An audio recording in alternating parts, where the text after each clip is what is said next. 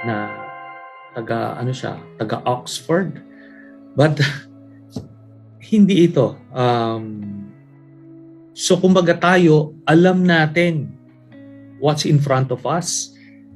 Yung 2016, ganun na, exactly, ganun na nangyari. Ngayon, 2022, we can see it. We can see the collapse of the economy and eventually the democracy. Kasi once maraming magugutom na, no? Maraming mawalan ng trabaho, mag-impose sila ng new taxes to keep the ship of state afloat. So, lalong magko-contract yung ekonomiya until eventually marami nang magrereklamo, maraming magrarally.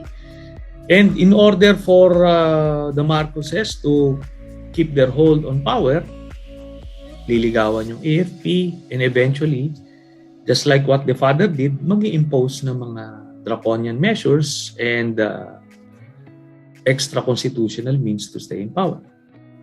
So ganun na. Then that's goodbye for democracy. We can almost see it as clearly, as how it would unfold as early as a year and a half or 2 years after the elections. Imagine niyo lang si Imelda. Si Imelda, buhay pa, Pag nanalo si Bongbong Marcos, what do you think Imelda will do? Di ba? Uupo lang ba yan sa isang rocking chair and cross stitch? No. Magdidictate yan sa anak niya kung sino ilalagay na economic managers, sino sa customs, sino sa BIR. Kasi lalapitan yan. Then you have the wife. If you haven't met the wife, then you can just imagine Imelda, younger version. Iba yung wife ni Bongbong Marcos. Alam namin yan kasi sa Senate, siya yung nagmamando-mando ng mga affairs ng Senate office ni Bongbong.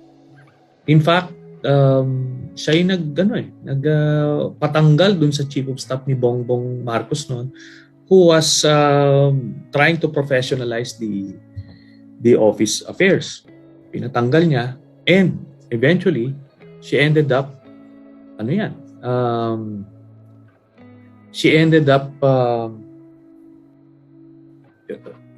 involving the Marcoses sa Napoles scam. Yan. It's all documented. Then you have Bongbong mismo. I saw Bongbong in action as a senator. Na-imagine nyo, isang entitled na galing na anak, only boy. So, he lived like a king. Hindi to dumaan sa mga pagsubok kasi nandoon palagi yung magulang to bail them out. Binigyan ng lahat ng opportunities para makapag-aral just like all of us. Pero hindi niya nagawa yun. He always chose the way out. He lived the life. Di ba? Yun na. Lahat ng bisyo ng mga ganong panahon, ginawa nila. Ito ngayon yung gagawin natin presidente. Di ba? Yun. So, dapat kilabutan tayo. Dapat talagang matakot tayo dun sa prospects na yun. So, that's what we are facing. Ngayon, hindi ito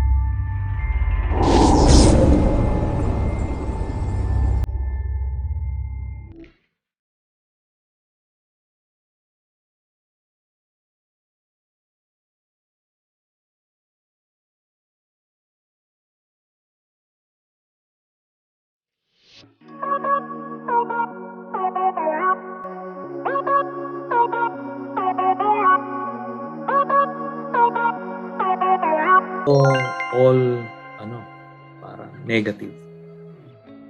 Dito sa first few weeks ng pagkukonsulta ng Team Lenny, all over the country, I was able to join a few of them.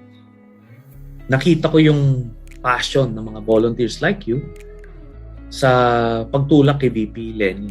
So yan, dyan yung energy, yun yung passion. Alam nila what's at stake, and they're willing to go out of their comfort zones to help make Lenny win. Yan din yung nakita natin nung panahon ni Pinoy. Nung namatay si Cory, tapos after kay GMA, determined sila ng tulak pagbabago. Ito yon, ganon. Yung kay Duterte, similar din doon sa mga volunteer groups. Siyempre, hindi pa nila kilala si Duterte. The way they pushed for Duterte back in 2016, ganon din. Ganon yung energy na nakikita natin dito sa Volunteers for Lenny. Kaya meron tayong nakikitang potential. But it's just potential as of the moment. We have to realize that potential. Hopefully, by February, makita natin yung pick up ng mga efforts ng volunteer groups. But I'm here to tell you now na alam ko marami na kayong ginagawa at tinutulong, but we're going to ask for more, if it's possible. Kailangan nating gumawa pa ng extra. Kailangan natin lumabas sa ating comfort zones, kasi we cannot afford to make a mistake this time. Hindi pwedeng matalo tayo dahil nagpigil tayo. Kung matatalo man tayo dito, it's dahil kahit binuhos na natin lahat,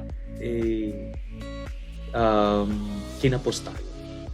Pero malayo pa tayo ron. Kailangan muna nating itodo and see how it would reflect on the minds of the voters. So ang isang mga nakikita natin dito, itong social media campaign,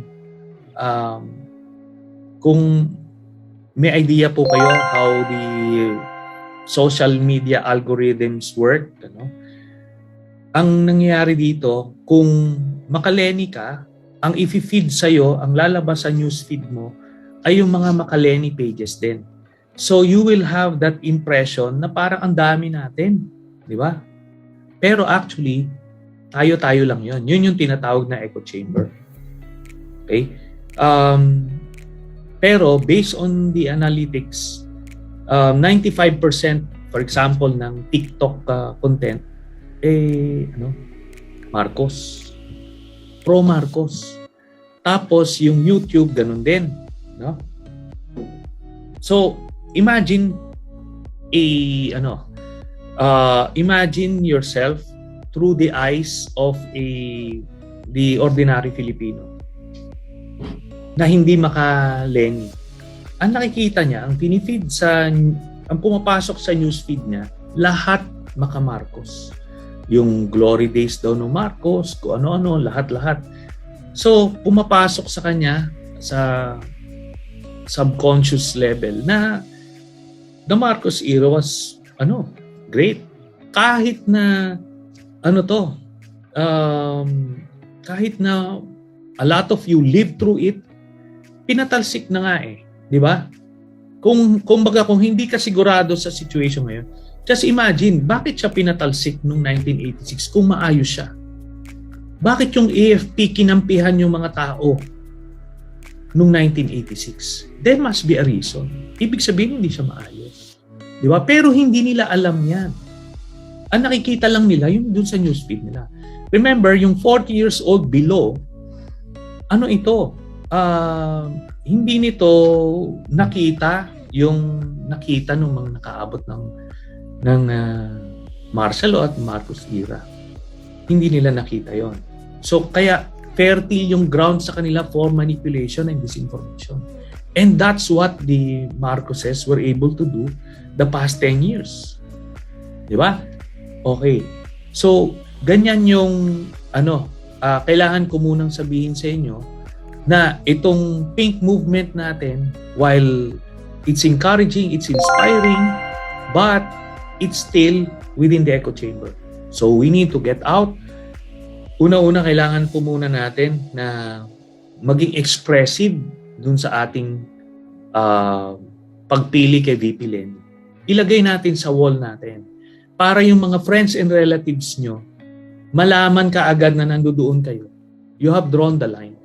Hindi pwede yung magpapalit lang ng kunyari pink na profile picture o ano. Hindi pwedeng implicit. It should be explicit. It should be definitive. So let's start from there. Nilagay nyo kung nasaan kayo. Okay. Ano yung next na pwede natin gawin? We need to take this out of the social media algorithms. How? Doon sa person-to-person interaction. Hindi ito necessary hindi ito necessarily lang yung physical face-to-face, no. Pwedeng Zoom meetings, pwedeng voice calls sa inyong mga kamag-anak, di ba? Or phone calls or kahit direct messages sa social media. You need to get them kasi ang nakita namin based dun sa surveys, there is a significant portion of the Bongbong Marcos voters na soft voters pa lang sila. Kumbaga, top of mind lang name recall because yun yung nauuso sa TikTok, Facebook. But, kausapin mo, kumbinsihin mo sila na kay Leni tayo kasi ganito. Ganun ba? Okay ba yan si Leni? Opo, ganyan. Kukuha sila eh. In a 5-minute conversation, dun sa na-experience namin, 9 out of 10 times, naku-convert sila kaagad. So, hindi ito parang yung iba, sad to say, karamihan din sa mga kakampi natin, masyadong judgmental din or masakit magsalita. Sasabihin, ang bobobo ng mga